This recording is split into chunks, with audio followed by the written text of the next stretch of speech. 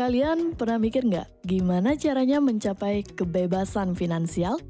Gimana sih caranya Warren Buffett, Elon Musk, dan para tokoh orang kaya di dunia bisa mencapai kebebasan finansial mereka?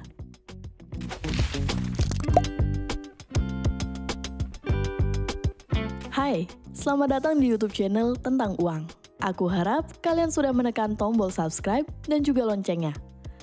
Kebanyakan orang berpikir dengan kerja, maka mereka akan mendatangkan uang yang banyak dan mendapatkan kebebasan finansial mereka. Padahal jawabannya belum tentu. Ada banyak orang yang bekerja lebih dari 8 jam per hari, tapi mereka tidak bisa merasakan kebebasan finansial. Tapi ada orang yang tanpa perlu bekerja, uang selalu menghampiri dirinya. Mungkin kalian mulai berpikir, apa benar uang bisa bekerja untuk kita? Mari kita bahas apa sih itu kebebasan finansial. Kebebasan finansial akan sangat erat kaitannya dengan berapa sih jumlah uang yang kita perlukan untuk hidup. Bebas finansial artinya sebuah kondisi di mana kalian tidak terlalu memikirkan uang yang kalian keluarkan. Tidak ada utang, terlindungi secara finansial, dan memiliki passive income yang bisa memenuhi kebutuhan kalian. Itu artinya ketika kalian tidak bekerja, uang tetap mengalir ke kalian. Jadi bayangkan, ketika kalian bangun di pagi hari, menghirup udara segar, dan kalian bisa bilang ke diri kalian, aku bisa melakukan apapun yang aku mau hari ini. Kebebasan finansial itu sama juga artinya kalian membeli waktu. Makanya banyak orang mengkaitkan kebebasan finansial dengan pensiun dini. Karena ketika kalian pensiun dini, kalian bisa melakukan apa yang kalian mau. Cash Flow Quadrant akan membantu kalian untuk mencapai kebebasan finansial kalian. Dalam buku ini, aku dapat sesuatu yang menarik, di mana kebebasan finansial itu didapat dari apa yang kita kerjakan dan dari mana uang itu kita dapatkan. Dalam video ini, aku akan membahas 3 topik penting yang aku dapatkan setelah membaca buku ini. Yang pertama, cara orang mendapatkan uang. Yang kedua, cara berpikir bebas finansial. Dan yang terakhir, cara menjadi bebas. Ada orang yang kerja dari subuh sampai malam, tapi pendapatan mereka tidak pernah bertambah. Ada orang yang kerja hanya beberapa jam saja, tapi pendapatannya terus bertambah. Apa yang membedakan dari kedua pekerjaan itu? Yang membedakan adalah siapa yang bekerja untuk siapa. Ada orang yang bekerja untuk uang, dan ada uang yang bekerja untuk orang. Jika kalian ingin kebebasan finansial, kalian harus belajar bagaimana caranya uang bekerja untuk kalian.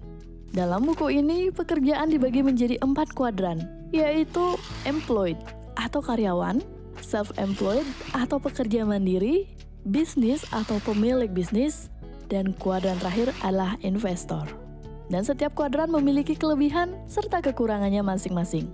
Kita akan mulai dari employed atau karyawan. Karyawan adalah tipe orang yang hidupnya ingin aman dan mendapat tunjangan. Mereka tidak suka dengan yang namanya resiko atau rasa takut. Gaji yang didapat tiap bulannya merupakan hal yang paling ideal bagi mereka. Kuncinya adalah mereka ingin rasa aman. Kemudian yang berikutnya adalah self-employed atau pekerja mandiri. Pekerja mandiri adalah tipe orang yang ingin menjadi bos atas diri mereka sendiri. Mereka tidak suka jika penghasilannya tergantung pada orang lain. Mereka akan menghasilkan uang lebih banyak jika mereka bekerja lebih banyak. Dan mereka tidak akan menghasilkan uang ketika mereka tidak bekerja. Biasanya mereka adalah profesional berpendidikan tinggi. Mereka juga perfeksionis sejati, di mana mereka berpikir tidak ada yang bisa mengerjakan pekerjaan ini selain diri mereka. Pekerja mandiri tidak terlalu peduli dengan keamanan keuangan tiap bulan, tapi lebih kebebas mengontrol waktu kerja mereka. Yang selanjutnya adalah big business atau pembisnis.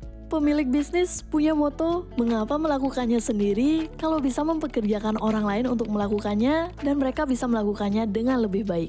Pemilik bisnis suka mendelegasikan pekerjaannya, sedangkan pekerja mandiri tidak suka mendelegasikan pekerjaannya. Seperti contoh, dalam buku ini ketika Henry Ford didatangi sekelompok orang yang mengaku sebagai sekelompok intelektual untuk bertanya ke dirinya.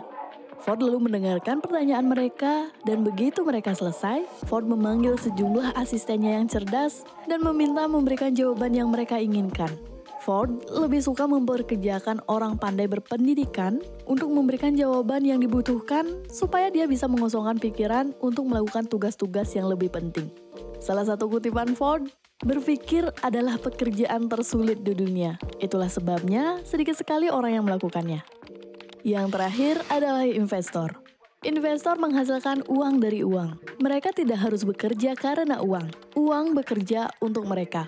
Di kuadran manapun orang menghasilkan uang, jika berharap suatu saat akan kaya, pada akhirnya mereka harus memasuki kuadran investor.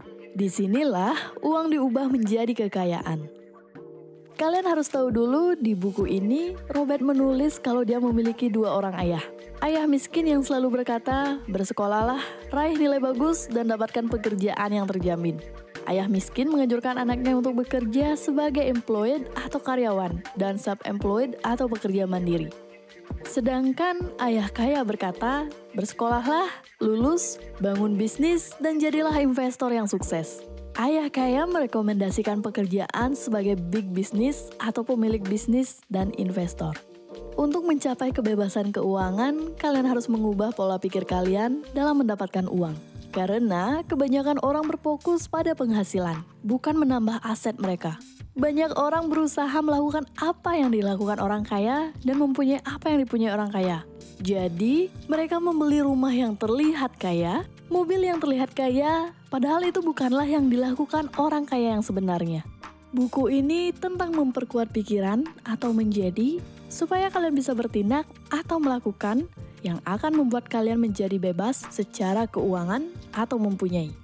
Maka dari itu, paham kalian berada di kuadran yang mana sangat menentukan apakah kalian bisa mencapai kebebasan finansial. Kabar baiknya adalah kalian tidak butuh uang untuk mengubah cara berpikir kalian. Kabar buruknya adalah kadang sulit mengubah pemikiran inti yang mendalam tentang uang yang diwariskan secara turun-temurun. Sebagian besar dari kita pernah mendengar perumpamaan perjalanan 1000 mil dimulai dengan 1 langkah.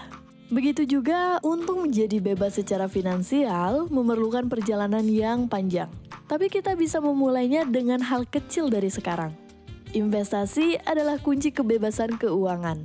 Ayah miskin sering berkata, investasi itu beresiko. Sedangkan ayah kaya sering berkata, tidak terdidik secara keuangan itu beresiko.